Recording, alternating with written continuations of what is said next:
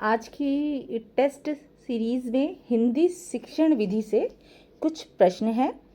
इनकी तैयारी ज़रूर कर लीजिएगा। ये अक्सर परीक्षा में पूछे जाते हैं, तो इनकी तैयारी आप ज़रूर कर लीजिएगा।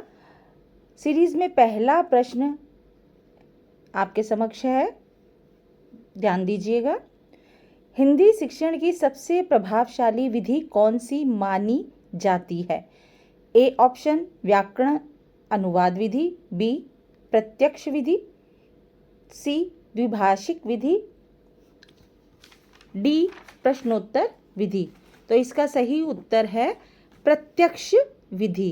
प्रत्यक्ष विधि बहुत ही प्रभावशाली विधि मानी जाती है हिंदी शिक्षण में। दूसरा प्रश्न है, पाठ्य पुस्तक का उपयोग कब किया जाना चाहिए? पहला, कक्षा की शुरुआत में, दूसरा कक्षा के अंत में, तीसरा पूरे समय, चौथा केवल परीक्षा के समय। तो इसका सही उत्तर है पूरे समय। जब तक आप शिक्षण कर रहे हैं तो पाठ्य पुस्तक का उपयोग करते रहना चाहिए, जिससे बच्चों की जो पढ़ने की एकाग्रता है वो ठीक होगी, जागृत होगी। अगला प्रश्न है, तीसरा प्रश्न, भाषा कौशल में कौन सा कौशल सर्वप्रथम विकसित होता है? ए लेखन, बी पठन, सी श्रवण, डी वाचन। इन चारों में से सही उत्तर है सी श्रवण कौशल। चौथा प्रश्न है, सृजनात्मक लेखन किस पर बल देता है? रटने पर, व्याकरण पर, मौलिक सोच पर या अनुवाद पर? तो व्याकरण पर सृजनात्मक लेखन बल देता है। पांचवा प्रश्न है, भाषा के 4 मूल कौशल कौन से हैं? सुनना, बोलना, पढ़ना, लिखना। पहला ऑप्शन है। बी ऑप्शन है बोलना, अनुवाद, लिखना, समझना। सी शब्दावली, व्याकरण, उच्चारण, लेखन, या फिर पढ़ना, गिनती, लिखना, समझना।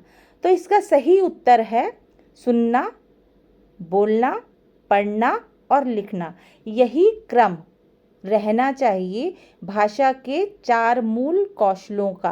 पहले सुनना, श्रवण, फिर बोलना, फिर स्पीकिंग, फिर पढ़ना एंड उसके बाद लिखना। ये क्रम बिल्कुल सही है। प्रश्न 6, द्विभाषिक विधि में कौन कौन सी भाषाएं प्रयोग में लाई जाती हैं?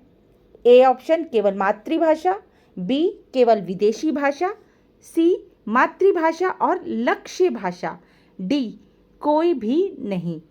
तो इसका सही उत्तर है मातृभाषा और लक्ष्य भाषा। ध्यान दीजिएगा, हर ऑप्शन को बहुत ध्यान से समझिएगा, हर प्रश्न को बहुत ध्यान से समझिएगा।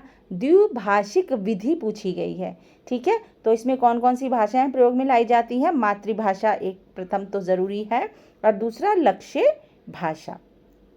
अगला प्रश्न है आपके समक्ष, 7वां प्रश्न, हिंदी शिक्षण में अधिकाधिक या आधिकारिक भाषा का सबसे अधिक जो प्रयोग होता है आधिकारिक भाषा में, है ना, हम क्या करते हैं उसमें, और हिंदी शिक्षण में आधिकारिक भाषा का क्या अर्थ है?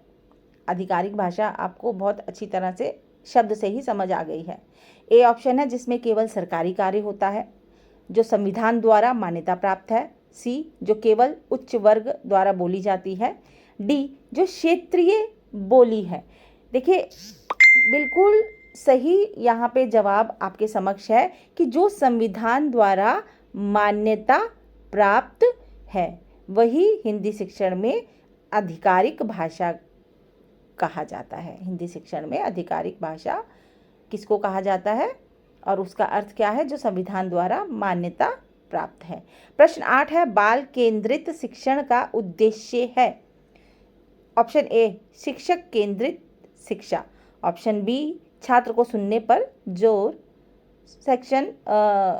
ऑप्शन सी छात्र की भागीदारी बढ़ाना, ऑप्शन डी परीक्षा पर केंद्रित शिक्षा। अब ये उत्तर आप बताने की कोशिश कीजिए।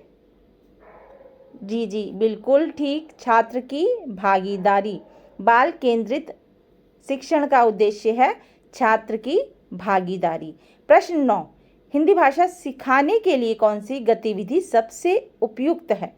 व्याकरण की परिभाषाएं रटवाना, निबंध लिखवाना, समूह चर्चा या प्रश्नोत्तरी लेना। सबसे अच्छी गतिविधि कौन सी है? समूह चर्चा।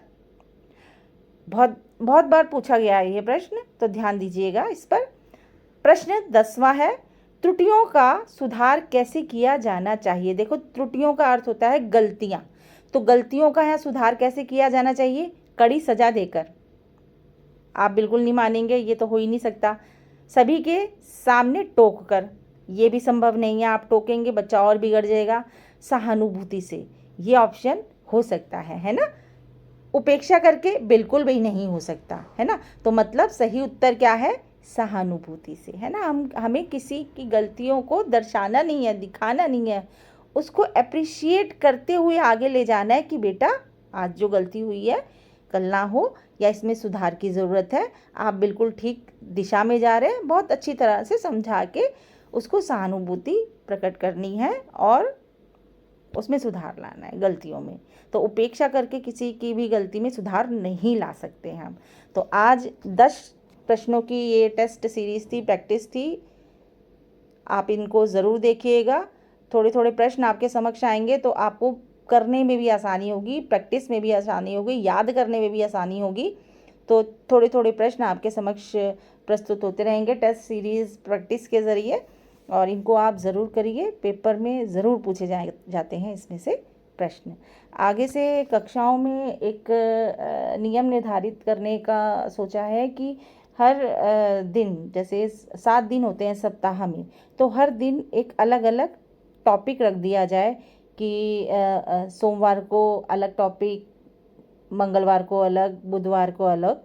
व्याकरण भी इससे कंप्लीट हो जाएगा। जैसे एक दिन पर्यायवाची रख दिया, एक दिन हमने विलोम शब्द रख दिया, एक दिन हमने वचन बदलो रख दिया, क्योंकि इनमें से, है ना, जो हमारे शब्द निर्माण की प्रक्रिया हो रहती है, या शब्द कौन कौन से होते हैं, किस स्तर के होते हैं, है ना, इनमें से प्रश्न ज़रूर आता है। तो हम इनको भी साथ साथ लेके चलेंगे।